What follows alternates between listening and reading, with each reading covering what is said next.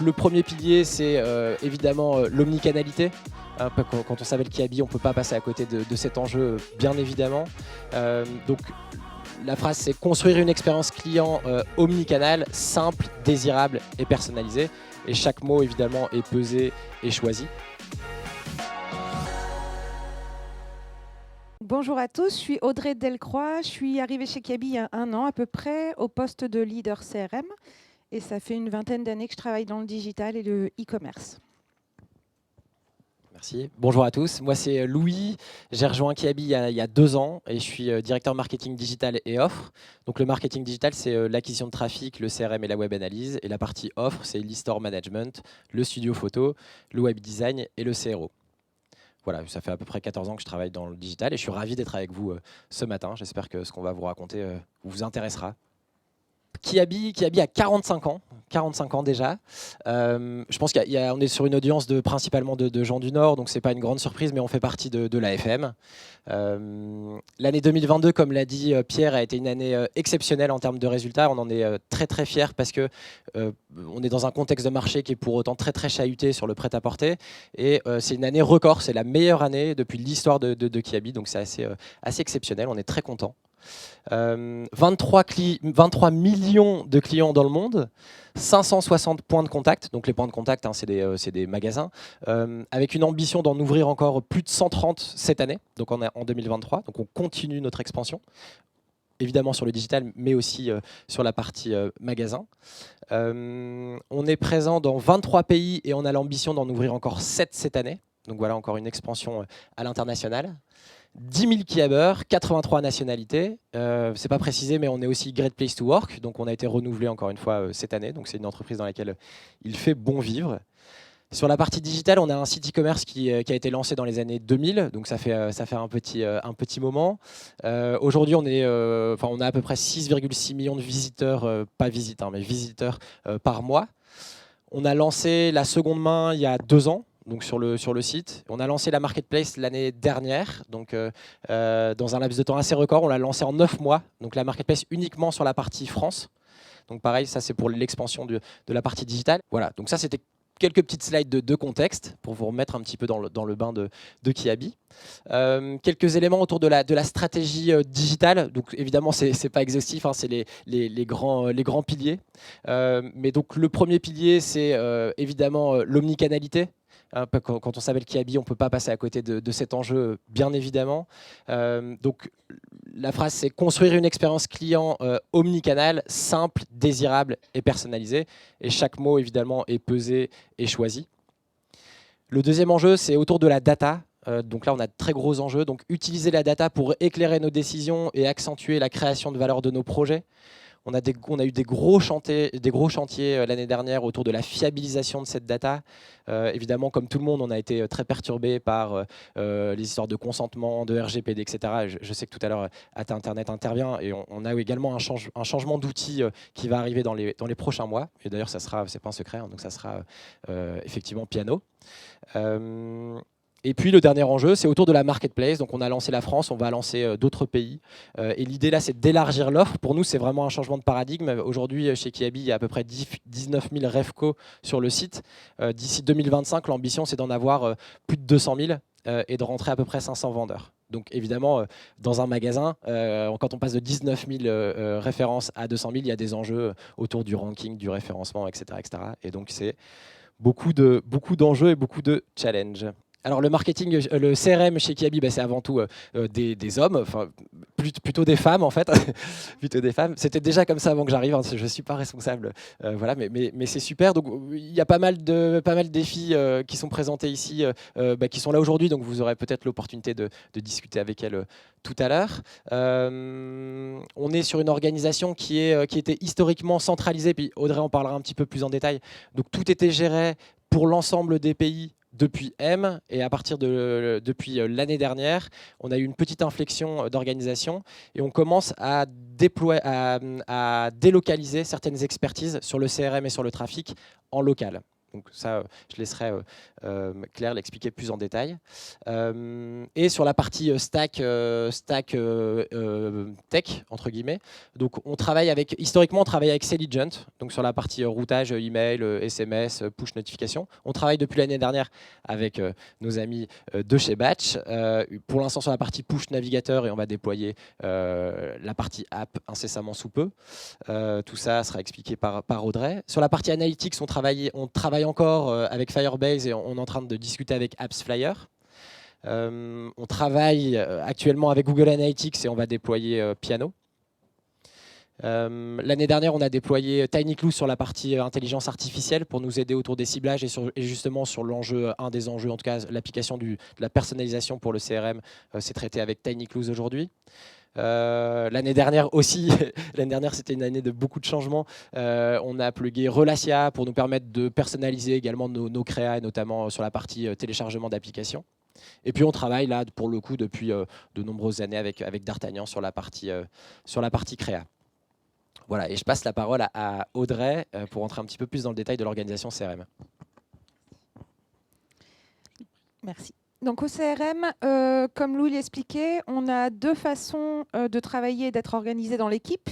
Il y a des personnes qui sont en local, donc dans des business units bien particulières. C'est le test qu'on a mis en place l'été dernier. Donc c'est la partie ici, animation en transverse. Donc en Espagne, en France, aux Pays-Bas, sur la zone KIF, dont Estelle est ici représentante, qui gère beaucoup de pays en dehors de l'Europe. Chaque filiale et chaque chargé de CRM, responsable CRM, est en local. Et donc, moi, j'opère avec eux un management transverse. Et j'anime en direct les pays Italie, Belgique et Portugal. L'idée, le CRM est toujours à M. On a notre stratégie globale internationale. Mais ensuite, chaque responsable CRM opère soit en direct avec moi, soit avec les patrons des différentes business units. Donc nous, au CRM, bien entendu, on a des enjeux que vous connaissez tous, j'imagine. Aujourd'hui, on fait beaucoup d'emails, aussi bien commerciaux que trigger, parcours client. On fait du SMS et de moins en moins, je vous en expliquerai pourquoi après. On fait des push app et on fait des push web. Et nous, notre objectif, c'est un marketing 360, aussi bien pour orienter vers les magasins, vers les sites internet et vers l'app. Et ce qu'on veut, bien sûr, c'est adresser le bon message à la bonne personne sur le bon levier. Donc l'idée, c'est la personnalisation et Batch, vous verrez, nous permet d'accompagner tout ça. On travaille aussi beaucoup sur augmenter la désirabilité des actions CRM, donc comment je communique et adapter les différents visuels et supports et textes selon les différents leviers. Et on cherche aussi quoi ? D'atteindre un objectif de trafic. On a des ambitions très fortes cette année. Et on veut vraiment maximiser le trafic, d'où l'idée d'avoir implémenté Batch pour atteindre notre équation shopping et augmenter nos leviers CRM. Donc avec Batch, pour le moment, on fait les push web. Donc notre objectif premier, c'est vraiment de développer le trafic et l'activité sur les sites internet. Le push web nous permet de développer l'audience du canal. Donc en fait, pour nous, c'est un vrai outil de notoriété, un peu comme le SMS. On peut vraiment communiquer aussi bien sur des offres, des moments de vie, des promotions, des nouveaux articles, etc. Grâce au push web, on arrive à générer du trafic qualifié sur tous nos sites web. Et bien entendu, l'objectif dernier et important et que l'on suit, c'est d'avoir des taux de conversion convenables. Et du coup, on optimise en continu les push web de plusieurs façons. Donc aujourd'hui, chez Batch, nous, on a lancé en octobre 2022. C'était vraiment la première fois que nous faisions du push web. On avait l'habitude du push app et de notre base opt-in push app. Et on est vraiment ravis parce qu'en fait, presque 11% des visiteurs de nos sites à qui on affiche la notification Kiabi souhaite vous envoyer des notifications, acceptent. Et c'est beaucoup parce qu'aujourd'hui, c'est 7,3% dans le retail, le benchmark de Batch. Donc, on se dit que nos clients Kiabi et nos visiteurs Kiabi attendaient ça, en fait. On a, à ce jour, un peu plus de 1,3 million d'opt-in push web. Donc, c'est quand même des bases costauds et conséquentes. Et ça nous permet vraiment de tester. Et ça, vous voyez la courbe de croissance x 48 en quelques mois. Au niveau de l'audience, donc ces gens-là, on leur propose des pushs, on leur donne des raisons de venir sur le site, et ils viennent parce qu'en fait, ça a permis aussi d'augmenter le poids du CRM sur les sessions totales de chaque site. Le CRM a pris 2 à 3 points selon les pays, et en moyenne, c'est 3,3 points. Donc avant, le CRM amenait X% de sessions, maintenant on est à plus de 10% de sessions grâce au CRM, dont grâce à ce nouveau levier. Et en termes de ROI, on a réussi à faire 131 000 € en direct. Non, tu peux rester là, Louis. Ouais, tu peux. C'est le même chiffre. 131 là. Et, attention. Et ici, 131. Donc, en fait, comment on mesure les push web avec Batch ? La notification est proposée. Les gens cliquent. Soit ils cliquent, ils font leur visite directement et ils achètent. Donc, c'est la première ligne. Donc, on a réussi à faire sur tous nos sites web plus de 3000 transactions et 131 000 € de last click 7 jours sur Google Analytics.